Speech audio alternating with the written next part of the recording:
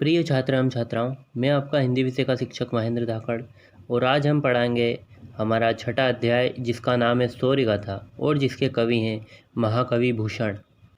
महाकवि भूषण का जन्म सन 1613 ईस्वी में उत्तर प्रदेश के कानपुर जनपद तिकवापुर गांव में दुर्गा में अनन्य भक्त पंडित रत्नाकर त्रिपाठी के पुत्र के रूप में हुआ।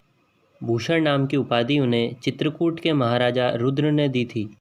महाकवि भूषण वीर रस के प्रख्यात कवि थे। उनके रचित ग्रंथों शिवाभूषण, शिवाबाउनी और छत्रसाल दशक ने उन्हें हिंदी साहित्य का प्रथम राष्ट्रकवि का मान प्रदान किया। आपकी कविताओं में ओज के साथ साथ राष्ट्रीयता का स्वर भी था। अब हम हमारी कविता शौर्य गाथा को समझेंगे। रीतिकाल में भी वीर भाव की कविता रची गई है। प्रस्तुत कविता इसी कथन को प्रमाणित करती है। इस संदर्भ में भूषण का संपूर्ण रचना कर्म रीतिकाल की धारा को वीर भाव का अंतर्प्रवाह देता है। प्रथम अंश में शिवाजी के पराक्रम की प्रशंसा में रचे गए इन छंदों में कवि ने विभिन्न उपमाओं के माध्यम से शिवाजी के ओजस्वी स्वरूप और उनके वीरतापूर्ण कार्यों का वर्णन किया है। शिवाजी जब सेना का नेतृत्व करते हुए आक्रमण हेतु प्रस्थान करने लगते हैं, तब यह पृथ्वी सेना के संचालन से डोलने लगती है। उनके साथ के सैनिक भी बलशाली हैं। वे शिवाजी के पराक्रम के उपरांत छत्रसाल के शौर्य को अपनी कविता का विषय बनाते हैं। वे छत्रसाल की चर्चा करते हुए उनकी तलवार की शक्ति को अनेक उपमाओं से व्यक्त करते हैं। उनकी बर्छी भी अपनी तीक्ष्णता से कम नहीं है। इस प्रकार से कविता में शिवाजी और छत्रसाल की वीरता का वर्णन ओजपूर्ण अलंकारिक शैली में किया गया है। अब हम शिवा शौर्य को समझेंगे। साजी चतुरंग सेन अंग में उमंग धारी, सरजा शिवाजी जंग जीतन चलत है। भूषण भनत नाद बिहद नगारन के, नदी नद मद गेबरन के रलत है। एल फेल खेल भेल खलक में गेल गेल, गजन की ठेल पेल सेल उसलत है। तारा सो तरनी धूरी धारा में लगत जीमी, थारा पर पारा पारावर जो हलत है। अर्थात भूषण कवि बता रहे हैं कि युद्ध जीतने के लिए चतुरंगिणी सेना और उसके अंगों में उमंग की नितांत आवश्यकता होती है। भूषण के अनुसार शिवाजी अपने सेना के तद्रूप सज्जित करने में सक्षम है। सेना में उमंग भरने के लिए वृहद नगाड़ों का नाद ऐसा होना चाहिए जो नदी नद के गंभीर गुरु गर्जन को हीन बना सके। सेना का विस्तार भी ऐसा हो जिस मार्ग से भी निकले उधर भय व्याप्त हो जाए। हस्ती सेना की गति पर्वतों को भी उखाड़ कुचल डालने में सक्षम होना चाहिए। सेना अपनी गति द्वारा धूल के इतने बवंडर पैदा कर सके कि आकाश में उदित सूर्य तारा सा प्रतीत होने लगे और एक के बाद एक सेना की टुकड़ियां इसी प्रकार का परिवेश उत्पन्न कर दे कि समुद्र में भी हिलोरे पैदा होने लगे। शिवाजी विजय प्राप्त करने के लिए इसी प्रकार अपनी चतुरंगिणी सेना सज्जित करते हैं। उनकी सेना की रूपरेखा उनके विजय के प्रयास के समय ही उद्घोष करने में सक्षम है और यह सक्षमता शिवाजी के शौर्य का परिणाम है।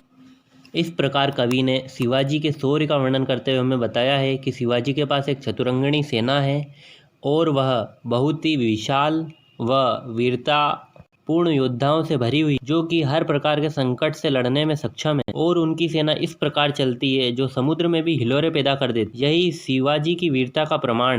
छुटत कमान बान बंदुक अरु कोकबान, मुश्किल होत मूर्छानहु की ओट में। ताही समय शिवराज हुकुम के हल्ला कियो, दावा बांधी द्वेषिन पे वीरन ले जोट में। प्रस्तुत पंक्तियों में कवि भूषण युद्ध स्थल की स्थिति का वर्णन करते हुए बताते हैं कि जैसे ही शिवाजी की सेना युद्ध स्थल पर पहुंचती है, विपक्षी सेना अर्थात दुश्मन की सेना उन पर जोरदार हमला करती है और जोरदार हमले में बंदूक, तीर, कमान व हर प्रकार से उन पर हमला होता है।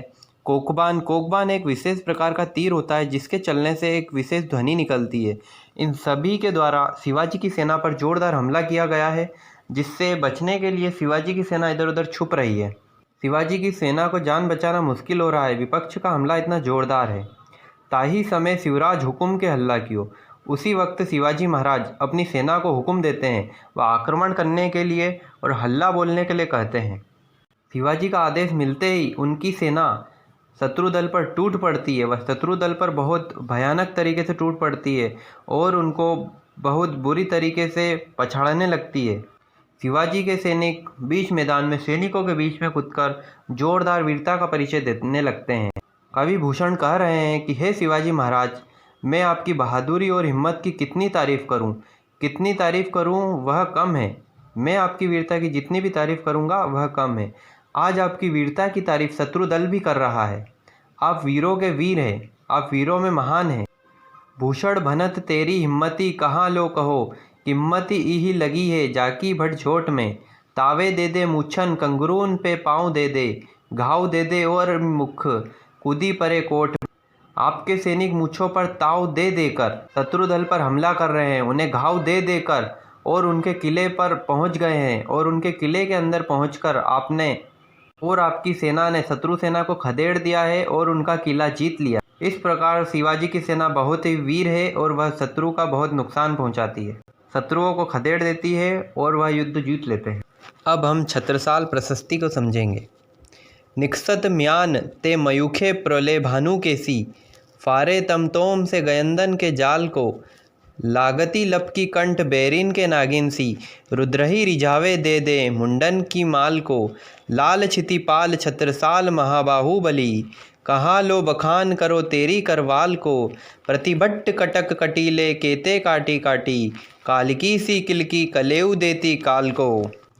छत्रसाल और भूषण समकालीन होने के कारण औरंगजेब की नीतियों से उत्पन्न पीड़ाओं के भुक्तभोगी थे। दोनों ही भारतीय संस्कृति के उपासक भी थे। बुंदेलखंड के वीर बुंदेलों के अधिष्ठाता चंपत राय के पुत्र छत्रसाल योग्य पिता की संतान थे।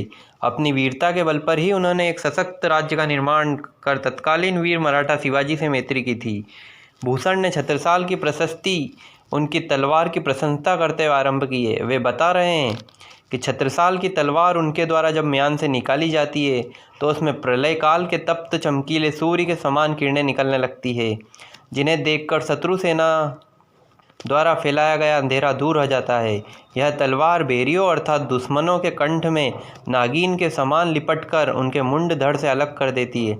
ऐसा प्रतीत होने लगता है कि मुंड मालधारी रुद्र को प्रसन्न करने के लिए वह शत्रुओं के मुंडी की माला अर्पित करना चाहता है। भूपालक चंपत राय के पुत्र छत्रसाल की विशाल भुजाओं का बल वर्णन योग्य नहीं है, न ही उनकी तलवार का वर्णन सहज है।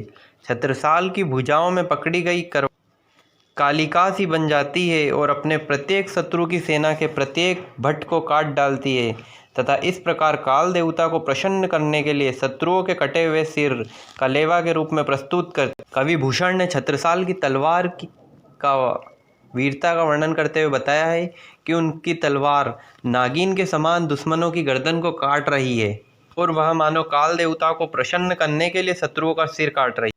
भुज भुज गेस की वे संगिनी भुजांगिनी सी, खेदी खेदी खाती दीह दारुन दलन के। बख्तर पाखरन बीच धसी जाती मीन, पेरी पार जात पर वहा जियो जलन के। रेया राव चंपती के छत्रसाल महाराज, भूषण सके कारी बखान को बलन के।